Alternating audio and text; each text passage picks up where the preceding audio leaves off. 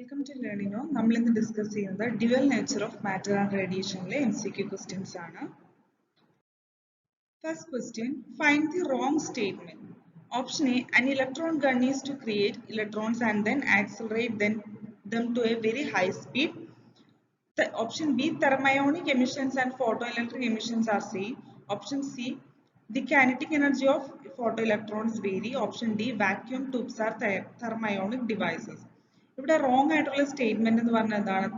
Thermionic emissions and photo electric emissions are the same. ഇതാണ് option B ആണ് wrong ആയിട്ടുള്ള statement അല്ലെ. രണ്ടും എന്താണ്? ആക്ച്വലി നോട്ട് സെയിം അല്ല. തെർമയോണിക് എമിഷൻസിൽ എന്താ സംഭവിക്കുന്നത് നമുക്ക് നോക്കാം. Electrons are emitted from metal surface by providing heat energy. ഇതാണ് തെർമയോണിക് എമിഷനിൽ നടക്കുന്നത്. ഇനി ഫോട്ടോ ഇലക്ട്രിക് എമിഷനിൽ എന്താണ്? Light energy is emitted when electrons are emitted from surface of metal അല്ലെ.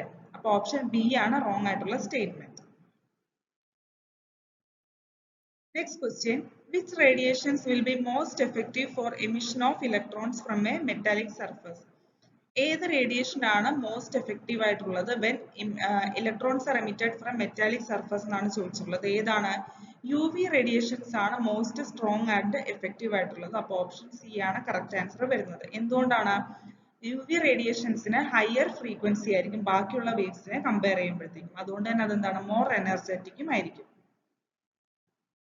Next question, which of the following increases the maximum kinetic energy of photoelectrons emitted? Option A, increasing the frequency of incident beam. Option B, increasing the velocity of beam electrons. Option C, decreasing the frequency of incident beam. Option D, increasing the mass of photoelectrons. അപ്പോൾ maximum kinetic energy of photo electrons increase ചെയ്യണമെങ്കിൽ നമുക്ക് എന്താ ചെയ്യേണ്ടത്? Frequency increase ചെയ്താൽ മതി അല്ലേ. അതായത് incident ബീമിന്റെ ഫ്രീക്വൻസി ഇൻക്രീസ് ചെയ്താൽ നമുക്ക് എന്താണ്? Kinetic energy of photo electrons maximum ആക്കി വെക്കാനായിട്ട് പറ്റും. അപ്പോൾ ഓപ്ഷൻ എ ആണ് correct answer, increasing the frequency of incident beam. Next question, identify the conclusion of the photo electric experiment from the following. Option A, photons are smaller than electrons. Option B, energy in light comes as small packets. Option C, energy in light comes as huge packets of energy. Option D, energy released by photoelectric effect is very less. അപ്പോൾ photo electric എക്സ്പെരിമെന്റിന്റെ conclusion ആണ് നമുക്ക് ഇതിൽ നിന്ന് കണ്ടുപിടിക്കേണ്ടത്. എന്താണ് conclude ചെയ്തത്? Option B, അതായത് energy in light comes as small packets. അതാണ് ഫോട്ടോ ഇലക്ട്രിക് എഫക്ട് ഓഫ് എക്സ്പെരിമെന്റിന്റെ കൺക്ലൂഷൻ ആയിട്ട് ഡ്രോ ചെയ്തത് അല്ലെ. ഈ ഒരു സ്മോൾ പാക്കറ്റ്സ് ഓഫ് എനർജിന് നമ്മൾ പറയുന്ന പേരാണ് ക്വാണ്ടം ഓഫ് എനർജി അല്ലെങ്കിൽ ക്വാണ്ടം ഓഫ് ഫോട്ടോൺ എന്ന് പറയുന്നത്. അപ്പോൾ ഓപ്ഷൻ ബി ആണ് correct answer. Next question, which principle suggests that the intensity of light determines its amplitude? ഏത് പ്രിൻസിപ്പിൾ ആണ് ഇന്റൻസിറ്റി ഓഫ് ലൈറ്റിനെ ഡിറ്റർമൈൻ ചെയ്യുന്നത്, ആംപ്ലിറ്റ്യൂഡ് ആണ് പ്രൂവ് ചെയ്യുന്നതെന്നാണ് ചോദിച്ചിട്ടുള്ളത്. Option A, Huygens principle. Option B, classic wave theory. Option C, D Broglie hypothesis. Option D, Einstein's particle theory. ഏതാണ്? Classic wave theory ആണ് intensity of light ആണ് ആംപ്ലിറ്റ്യൂഡിനെ determine ചെയ്യുന്നതെന്ന് പറയുന്നത്. Okay. Next question, for a photosensitive surface, the work function is 3.3 into 10 raised to minus 19 joule. Calculate the threshold frequency. Threshold frequency ആണ് നമുക്ക് കണ്ടുപിടിക്കേണ്ടത്. അപ്പോൾ threshold frequency V0 എങ്ങനെയാണ് കണ്ടുപിടിക്കുന്നത്? W0 by H. ഇവിടെ W0 അതായത് വർക്ക് ഫംഗ്ഷന്റെ വാല്യൂ തന്നിട്ടുണ്ട്. H എന്താണ്? പ്ലാങ്ക്സ് കോൺസ്റ്റന്റ് ആണ് അല്ലെ. അതിന്റെ value 6.6 into 10 raised to minus 34 ആണ്. രണ്ടും കൂടി ഡിവൈഡ് ചെയ്യുമ്പോൾ നമുക്ക് കിട്ടുന്ന V0 എത്രയാണ്? 5 into 10 raised to 14 hertz. Option C ആണ് കറക്റ്റ് ആൻസർ വരുന്നത്.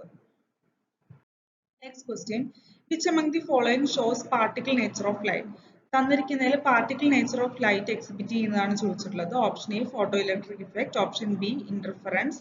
Option C, refraction. Option D, polarisation effect അല്ലെ. അപ്പം നമ്മൾ എന്താണ്? പാർട്ടിക്കിൾ നേച്ചർ ഓഫ് ലൈറ്റിനെ എക്സ്പ്ലെയിൻ ചെയ്യുന്നത് ആക്ച്വലി ഓപ്ഷൻ എ ആണ്, ഫോട്ടോ ഇലക്ട്രിക് എഫക്റ്റ് അല്ലെ.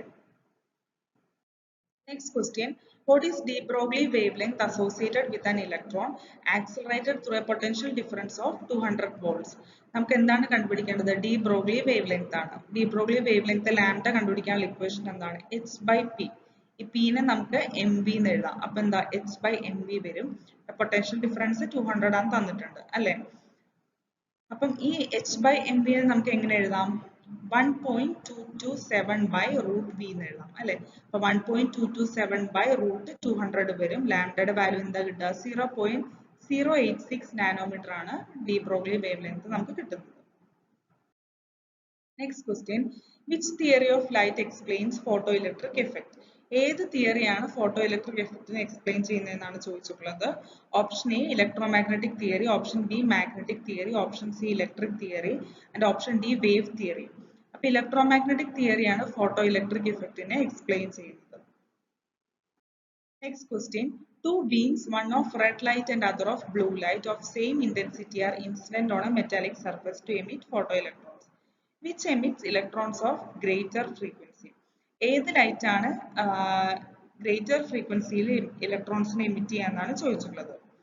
ഏത് ലൈറ്റ് ആണ്? ബ്ലൂ ലൈറ്റ് ആണ് എമിറ്റ് ചെയ്യുക ഗ്രേറ്റർ ഫ്രീക്വൻസി. ഓപ്ഷൻ സി ആണ് ഇവിടെ കറക്റ്റ് ആൻസർ. ഓക്കെ, എന്തുകൊണ്ടാണ്? ഫ്രീക്വൻസി ഓഫ് ബ്ലൂ ലൈറ്റ് ആണ് റെഡ് ലൈറ്റിന്റെ ഫ്രീക്വൻസിനെക്കാട്ടും കൂടുതൽ ഫ്രീക്വൻസി വരുന്നത്. ഓക്കെ, അപ്പൊ ബ്ലൂ ലൈറ്റ് ആണ് ഗ്രേറ്റർ കൈനറ്റിക് എനർജി ഉള്ള ഇലക്ട്രോൺസിനെ എമിറ്റ് ചെയ്യുന്നത്. അപ്പൊ ഓപ്ഷൻ സി ബ്ലൂ ലൈറ്റ് ആണ് കറക്റ്റ് ആൻസർ.